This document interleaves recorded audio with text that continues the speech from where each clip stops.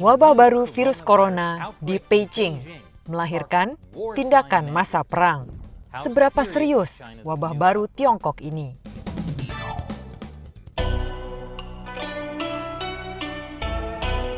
Kembali di Tiongkok Tanpa Sensor, saya Chris Chappell.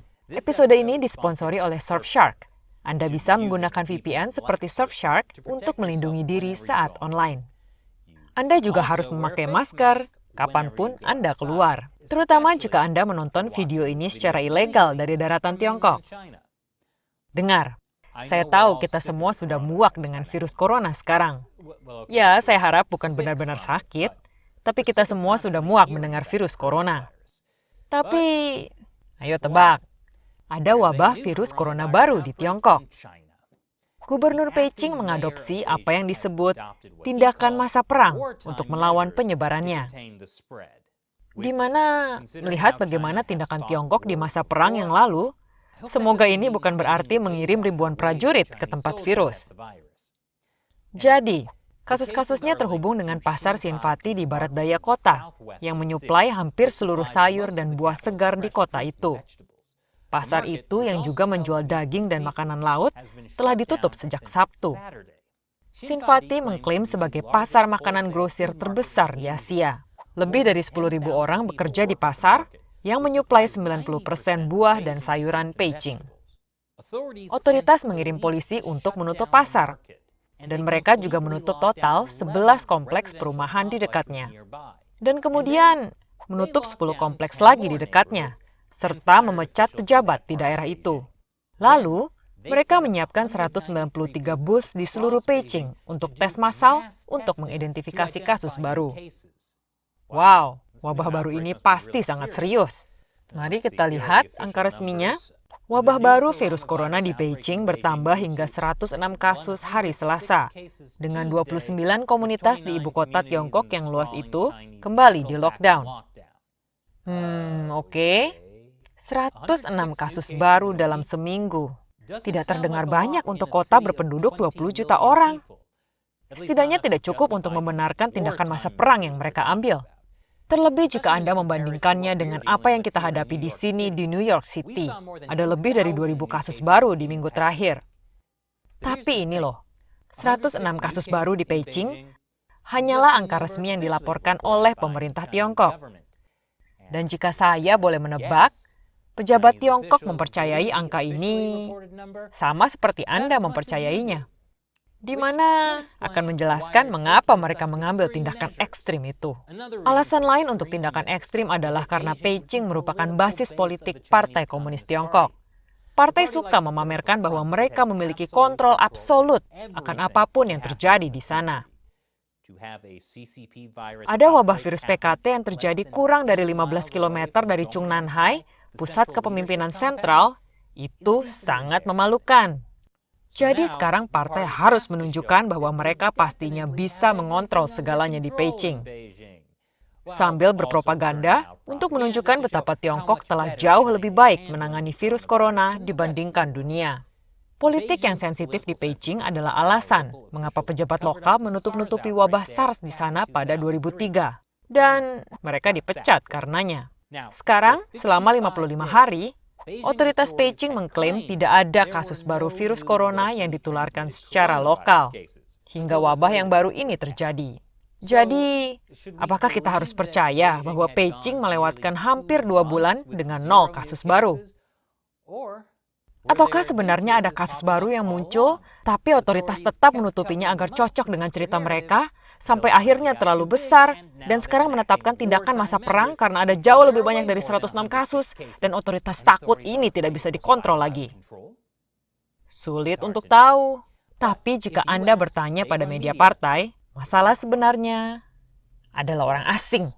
Beijing's Disease Control and Prevention Centre says the new coronavirus cases in the city might have originated in Europe. Tapi jangan khawatir, karena menurut editor media partai favorit saya, Global Times, tidak mungkin Beijing menjadi Wuhan kedua. Kita akan menang lagi. Ya, seperti bagaimana Tiongkok memenangkan perang sebelumnya di awal Mei. Dan 2 minggu kemudian otoritas melockdown lebih dari 100 juta orang di timur laut Tiongkok.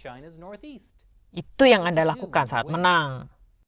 Dalam kasus itu, masalahnya juga adalah orang asing.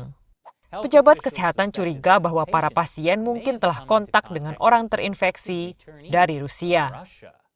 Jadi, otoritas kesehatan Tiongkok sekarang melaporkan sejumlah kecil kasus di Beijing. Tapi, mereka melakukan tindakan luar biasa melockdown komunitas, memecat pejabat, dan membuat tes massal di seluruh kota. Sangat bisa dipercaya. Tapi saya yakin bahwa Partai Komunis Tiongkok akan tetap menang melawan virus PKT. Karena mereka sekarang menargetkan masalah utamanya, ikan. Secara spesifik, salmon. Menurut Global Times, virus PKT dideteksi di talenan yang digunakan oleh penjual salmon impor di pasar Xinfadi. Informasi ini telah menyebabkan pemboikotan salmon di seluruh Tiongkok. Tiongkok bahkan telah menyetop impor salmon Eropa. Zheng Guang, seorang ahli senior di Komisi Kesehatan Nasional, berkata dalam sebuah wawancara dengan media negara pada hari Minggu bahwa kita belum tahu apakah manusia menularkan virus ke salmon atau salmon tertular virus itu terlebih dahulu. Oke, ini konyol. Saya tidak percaya saya harus mengatakannya. Tapi ikan tidak bisa kena virus corona. Virus itu hanya menginfeksi mamalia. Jadi jika salmon tidak bisa kena virus corona, bagaimana virus corona bisa mendarat di talenan salmon? Keith Neal, seorang profesor emeritus epidemiologi penyakit menular di Universitas Inggris Nottingham, berkata hubungan dengan salmon mungkin akibat kontaminasi silang. Oke, jadi virus corona bukan dari salmon. Itu mungkin adalah kontaminasi silang dari talenan. Anda tahu apa artinya ini? Boikot talenan di seluruh negara. Ayo semua, buang talenan Anda. Dan tidak boleh lagi mengimpor talenan dari Eropa. Beginilah Tiongkok akan menang perang. Dan episode ini disponsori oleh Surfshark. Jika Anda di Tiongkok atau negara lain yang membatasi hal-hal yang bisa Anda lihat online, gunakan VPN untuk melindungi identitas Anda. Dan ada keuntungan menggunakan VPN. Anda bisa mengakses website yang hanya tersedia di negara lain. Contohnya, katakan Anda bosan selama lockdown dan ingin menonton film tentang kabur dari lockdown. Tapi Anda tidak bisa menonton Prison Break di Netflix AS. Tidak masalah. Gunakan Surfshark untuk mengganti lokasi ke Korea Selatan, perbarui, dan ini dia. Bahkan, ada banyak acara TV dan film yang hanya bisa Anda tonton jika Anda memakai Netflix di negara lain dengan memakai VPN seperti Surfshark. Coba Surfshark sekarang dengan garansi 30 hari uang kembali. Dan Surfshark punya diskon spesial untuk fans Tiongkok tanpa sensor. Kunjungi surfshark.com/unsensor dan gunakan kode unsensor untuk diskon 85% paket 2 tahun dan bonus 3 bulan gratis. Klik tautannya di bawah. Sekali lagi saya Chris Chappell, sampai jumpa.